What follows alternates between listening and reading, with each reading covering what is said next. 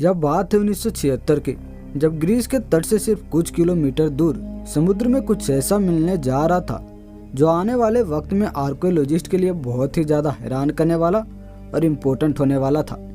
1976 में Nicholas Fleming नामी एक मैरी टाइम आर्कियोलॉजिस्ट ग्रीक के तट से सिर्फ थोड़ी ही दूर पर एक आइलैंड पर गया जो एलाफोनोसिस के नाम से जाना जाता है।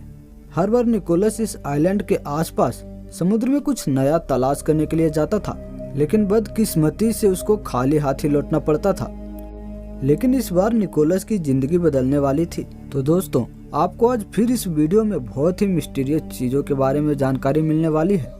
बस आप इस वीडियो के एंड तक बने रहें। अब अपने टॉपिक पर आते हैं। समुद्र में 13 फुट की गहराई पर निकोलस की नज़र कुछ ऐसे पत्थरों पर पड़ी जो दूसरे पत्थरों से काफ़ी अजीब दिख रहे थे। इन पत्थरों का शेप रेगुलर पैटर्न में बनी हुई थी, यानी यह किसी भी तरह से नेचुरल नहीं लग रहे थे। क्योंकि अब निकोलस इन चीज़ों की शेप के बारे में जानने की लालसा हो रही थी, इसी वजह से उसने समुद्र के गहराइयों में जाने का फैसला किया। और जैसे वो और अधिक गहराइयों में गया तो उसको रियलाइज हुआ कि ये रेगुलर शेप के पत्थर असल में किसी बिल्डिंग के फाउंडेशन के स्टोन है और यह हजारों मीटर के एरिया में फैला हुआ था। पहले तो निकोलस को समझ नहीं आया कि यहाँ पे इस समुद्र के बीच बिल्डिंग के फाउंडेशन के स्टोन क्या कर रहे हैं, लेकिन बाद में निकोलस को पूरा यकीन हो चुका था कि समुद्र के इन हिस्सों में उसने कुछ एक्स्ट्रा ऑर्डिनरी चीज की तलाश कर ली है, लेकिन इसकी असल हकीकत जानना बहुत जरूरी था। अगली बार निकोलस वापस इसी जगह पर गया, लेकिन इस बार पूरी तैयारी के साथ। निकोलस के साथ आई पूरी टीम दंग रह गई जब उन्होंने यहाँ दूर दूर तक बिखरे हुए ऐसे सामान देखे जो इंसानों के इस्तेमाल में आते हैं। मिट्टी के बर्तनों से लेकर प्राचीन किस्म के हथियार तक सारी चीजें यहाँ पर बिखरी हुई थी। ना सिर्फ इतना, बल्कि पत्थरों से बनी हुई बिल्डिंग की फाउंडेशन और इस शहर की कच्चे सड़कें भी दिख रही थी, यानी कि कोई हल्की फुल्की बस्ती नहीं बल्कि पूरा का पूरा शहर लग रहा था। इसमें कोई शक नहीं था कि निकोलस ने सदियों पहले तबाह होने वाले शहर का मलबा का तलाश कर लिया था, जो अब सारी दुनिया से छुपा हुआ इस समुद्र के बीच बिखरा पड़ा हुआ था। इस अंडर वाटर सिटी को पाब्लो पेट्री का नाम दिया गया, जिसने 1967 के बाद हजारों आर्कियोलॉजिस्ट और रिसर्चर्स की नींद उड़ा रखी थी। आखिर ये पूरा शहर कितना बड़ा था, जहाँ के रहने वाले लोग किस किस्म के दौर में बसते थे, क्यों उन्होंने इस गहराई वाली एरिया में इतनी प्लानिंग के साथ यह पूरा शहर बनाया था, और सबसे अहम बात कि कहीं वो वही अटलांटिस तो नहीं जो प्लूटो के मुताबिक 11,000 साल पहले किसी खौफनाक तबाही का शिकार हुआ था। यही वो सारे सवाल हैं जो पाब्लो पेट्री की डिस्कवरी के बाद जन्म लिया था, और कई सालों के बाद भी इनके जवाब जानने में कोई भी कामयाब ना हो सका था। लेकिन जैसे जैसे टेक्नोलॉजी का दौर आता गया, एक बार फिर से पाब्लो पेट्री पर रिसर्च स्टार्ट कर दी गई। यूनिवर्सिटी ऑफ नटिंघम से ताल्लुक रखने वाले डॉक्टर जॉन एंडरसन ने टेक्नोलॉजी की मदद से इस अंडर वाटर सीक्रेट सिटी पर गहराई से रिसर्च शुरू कर दी। रिसर्च के दौरान इनको यहाँ रहने वाले इंसानों के इस्तेमाल की कुछ चीजें मिली, जिसमें पत्थर से बना हुआ एक ऐसा मशीन या कहें ऐसा तकनीक भी था जिसके इस्तेमाल करके वहाँ पे आटा निकाला जाता था। टूटे फूटे मिट्टी के बर्तन जगह जगह पर एक साथ बिखरी हुई थी, जिसको देखकर यह लग रहा था कि शायद यह 1000 साल पहले यहाँ रहने वाले किसी इंसान का भोजन बनाने वाली जगह हो सकती हो। जहाँ पाब्लो पेट्री में इंसान के बचने की कुछ निशानियां भी मिली, वही मुर्दा लोग भी अपनी निशानियां छोड़ गए थे। जी हाँ, यहाँ रिसर्चर को तकरीबन 50 के करीब हर साइज की अलग अलग कवर मिल चुकी है।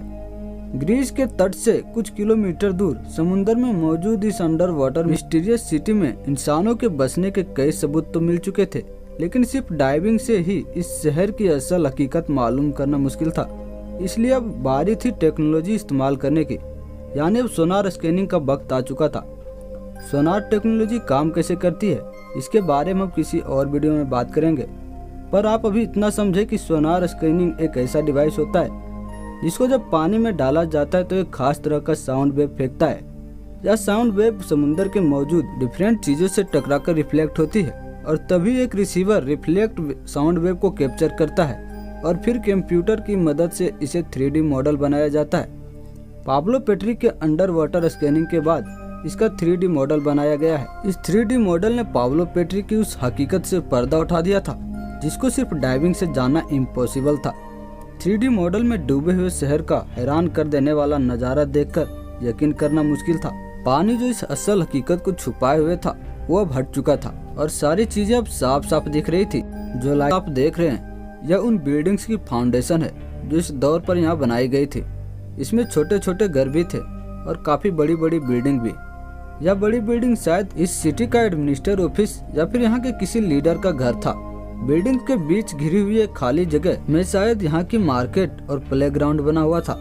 लेकिन सबसे हैरान करने वाली बात यह थी कि यहाँ सारी बिल्डिंग एक ही पैटर्न में बनी हुई थी, जैसा कि आजकल मॉडर्न सिटीज में होता है। यानी यह मिस्टीरियस अंडर वाटर सिटी इंसानों की ऐसी सिविलाइजेशन के साथ थी जहाँ काफी डिसिप्लिन पाया जाता था। ये सारे बिल्डिंग फाउंडेशन 20,000 एकड़ में फैली हुई थी और जब अंदाजा लगाया गया तो मालूम पड़ा कि यहाँ लगभग 5,000 लोग रहते थे। लेकिन सवाल यह है कि ये लोग कौन थे और यहाँ के किस दौर में रहते थे। पाब्लो पेट्री साइड से रिसर्चर को मिट्टी के बर्तन मिले थे जिसकी कार्बन डेटिंग से मालूम पड़ा कि ये लगभग 5,500 साल पुराना है, क्योंकि इस बात का पहले ही कई हिस्टोरिकल लोकेशन से सबूत मिल चुका है कि मिट्टी के बर्तन ब्रॉन्ज एज में बनाए गए थे। इसी वजह से रिसर्चर को पूरा यकीन है कि पाब्लो पेट्री का ये शहर 5,500 साल पहले पानी के ऊपर हुआ करता था, जो इंसानों के लिए बहुत विकसित हो रहा दौर था। और इस दौरान में इंसान पत्थरों से घर बनाया करते थे। कंप्यूटर ग्राफिक की मदद से पाब्लो पेट्री के मिलने वाले लेआउट को जब रील में डिजाइन किया गया तो वो कुछ इस तरह से दिखा। 5,500 सालों के बाद डिस्कवर की गई इस अंडर वाटर सीक्रेट सिटी की एक्चुअल शक्ल पहली बार देखी जा रही थी। चारों तरफ समुंदर से घिरा हुआ ये आइलैंड जिसको प्रॉपर डिजाइन करके सिटी की शक्ल दी गई थी। लेकिन इतनी गहराई वाली लोकेशन पर इतनी प्लानिंग के साथ ये पूरा शहर आखिर क्यों बनाया गया था? इसके पीछे एक ऐसा मिस्टीरियस राज था जिसका खुलासा होने का वक्त आ चुका था। ये राज पाब्लो पेट्री में रहने वाले लोगों के बारे में ऐसी जानकारी देने जा रहा था जो वहाँ सभी को हैरान करने वाला था। पाब्लो पेट्री की इस मैप पर लोकेशन कुछ ऐसी थी कि जहाँ से पूरी दुनिया में बिजनेस करना आसान था।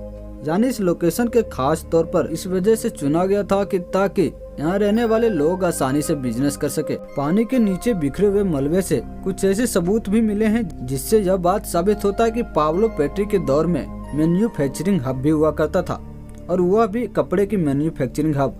जी हाँ, एशियंट काल में जब कपड़ा बनाया जाता था तो धागों के किनारे पर एक जितने वजन के पत्थर लटकाए जाते थे ताकि धागे में कोई झोल ना आए। इन पत्थरों को लूम बेड्स कहा जाता है और ऐसे लूम बेड्स हजारों की तादाद में इस पाब्लो पेट्री की इस लोकेशन से मिले हैं। इससे यह बात साबित होता है कि इस शहर में 5,500 साल पहले बसने वाला कोई इंसान यहाँ कपड़ा बनाकर पूरी दुनिया में एक्सपोर्ट किया करते थे।